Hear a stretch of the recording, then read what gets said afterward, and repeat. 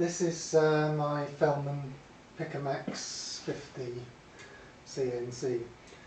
It's a 1980 CNC machine, originally only 2-axis, with the third axis, the Z-axis, being operated in a semi-automatic way. It had a number of stops, but required an operator to be present. So not even 2.5 D in that respect. It had massive superior electric stepper motors for the XY table, which have been replaced by these Astrasin 4 Newton-meter motors. The original specification said that these motors were the table was able to run at 4,000 millimeters a minute, which does seem like an extraordinary fast rapid to me. But and also, given the very high inductance and very high current draw of the original motors, I would have thought that it was quite something to see it operating at that speed. It has got 4mm pitch recirculating ball screws in it, so it's a good machine to start with in terms of converting it over to CNC. Although actually it probably would have been much more cost effective from a business point of view to actually convert the machine back to manual and sell it on as a manual machine, because they're very highly sought after and extremely expensive. Anyway, this is my first venture into CNC, and I thought it might be an interesting project. So at the moment we've got it set up at 2,000 millimeters a minute, both axes. I'm using Leadshine AM882 drivers, which seem to work well. I think I am losing a few steps at the moment. Possibly I'm overdoing it with the speed, but I think it's I've got a 72 volt power, a linear power supply, so there's no problem with that.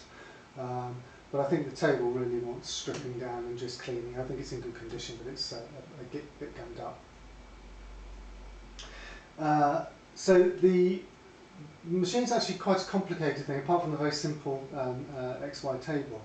The rest of it's actually quite complicated. It's got a massive column here, which is a solid column. It's a very heavy machine. I think the specs say that it weighs 1,100 kilos, which I find slightly hard to believe.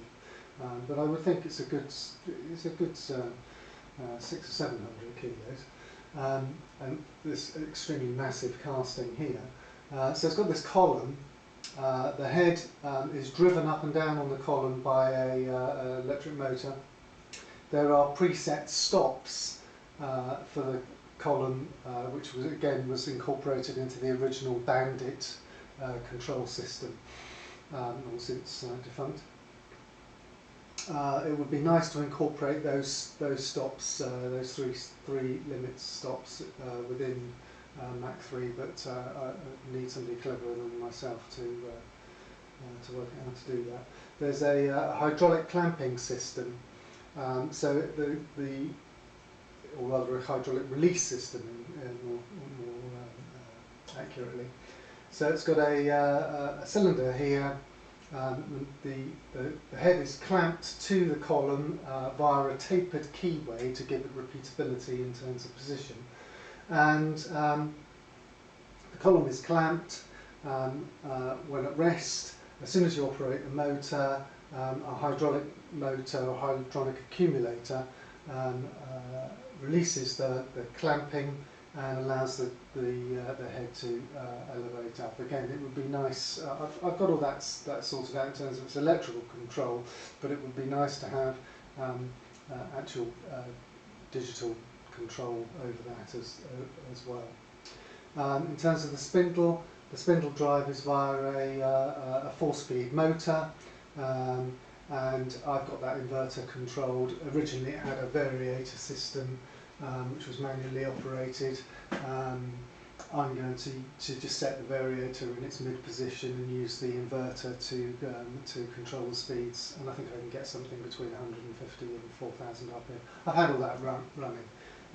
It's not set up at the moment. It's also got a centralised lubrication system, which is good, and one of the things I need to look at to make sure that it's not blocked up or causing any problems with the lubrication of the table. And there's this sort of stuff you see hanging out on the top here. It's part of that. One of the things I really want to look at is the operation of the Z-axis. Now the Z-axis was converted over to stepper motor control by the previous owner, who was an extremely clever and capable engineer who designed, built and fitted the stepper motor arrangement to the machine. I'll do another video to show that setup, because I don't think you can see it at this angle. So the Z-axis is just operated by stepper motor, and it's operated via the rack and pinion on the quill. This is a very high precision machine, and I've checked. There's very little backlash in the system, and I've checked it for repeatability, and it's extremely accurate. Only time will tell to see what it's like in practice, whether it causes vibration and poor finish on the work. We'll see. But at the moment, that's what we're going with. Because of this is very complicated electrically. This whole setup with the quill. Originally, it had a whole load of different clutches and power feeds to it that were enabled via various buttons, and it allowed you to do rigid tapping and stuff like that. That's all gone. It's all been stripped out. There's none of the electrical control system at all. That's all been completely reinstated into this machine, and none of the mechanical system for driving any of this, bar the rack and pinion I just mentioned.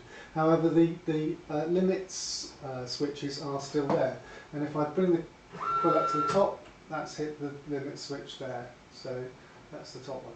However, there's an issue with this machine in that it takes this quick change tooling called, Fehlmann call it SF32 tooling. Still available from Fehlmann at very reasonable prices too.